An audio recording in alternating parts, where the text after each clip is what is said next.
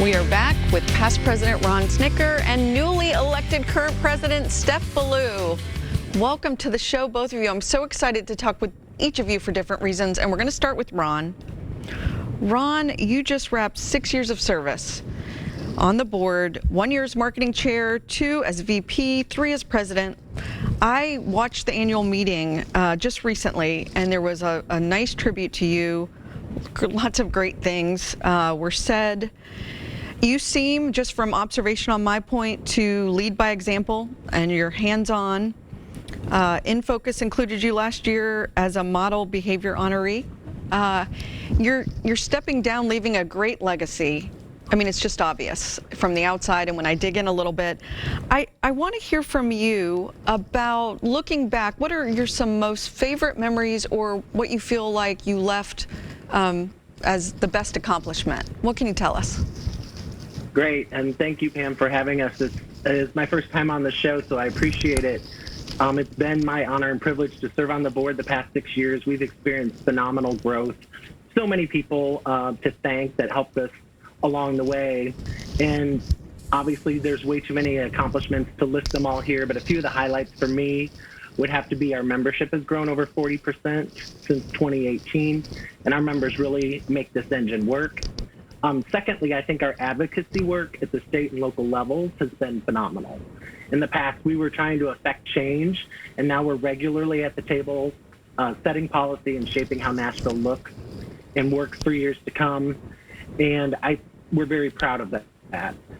Thirdly, I think 2018 was a particularly noteworthy year for us. We celebrated our 20th anniversary with a lot of reflection and gratitude for our founders and those that kind of helped us along the way. We also received the Community Equality Award from the Human Rights Campaign, launched a new award-winning rebrand campaign that year, and completed a nationwide CEO search. And then lastly, I have to give kudos to our board. We are a working board. We are more diverse than we've ever been. Our executive committee now has 2 women leading it, and we also have 2 of the 4 positions are persons of color. And when I look at the history of the chamber, I think having Steph as our first woman president is a top milestone for us. Yeah, I agree, and that's a great transition over to Steph. Steph, first lesbian president of the chamber. Let's get to know you. It's a big deal. It's a big deal. Let's get to know you a little bit, though. Tell our viewers some information about you. Yeah, no, thank you. Thanks for having me. I'm local to the area, so I grew up on a farm in Gallatin, Tennessee. I'm a graduate of Hendersonville High School.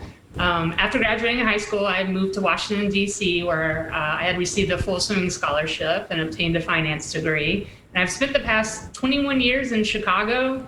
It's quite cold there, so I'm happy to be back to these more mild winters. But I relocated back to Chicago with my family about 3 years ago, and I work for AllianceBernstein, which is an asset management company that actually moved their headquarters from New York to Nashville. So we're happy to be here. I'm happy to be here, and thank you very much.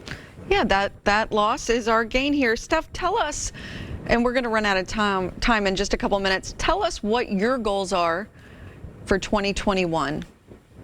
Definitely. Just the chamber is so personal to me in a sense of, I'm local. 25 years ago when I came and I had to decide what to do with my career. At the time, Nashville was not a viable option for me. Jobs were limited. I felt like I wasn't going to be able to be who I was openly. It just wasn't an option. And over time, look at 25 years later, how the chamber has progressed. It's a great place to live and work and to operate a business. Nashville is. We have hundreds of corporations and small businesses that are here and are dedicated to keeping Nashville open and equal.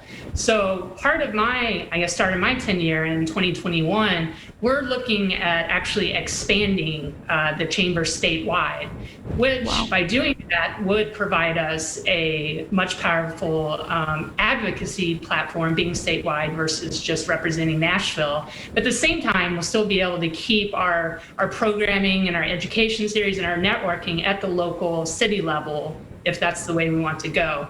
So currently we're undergoing a feasibility study where we'll come up with, kind of what we think our solution is. The committee will then provide that information to the wider board and we'll take a vote. So that's something to look out for and something that will be coming down the pipeline very soon in the near future.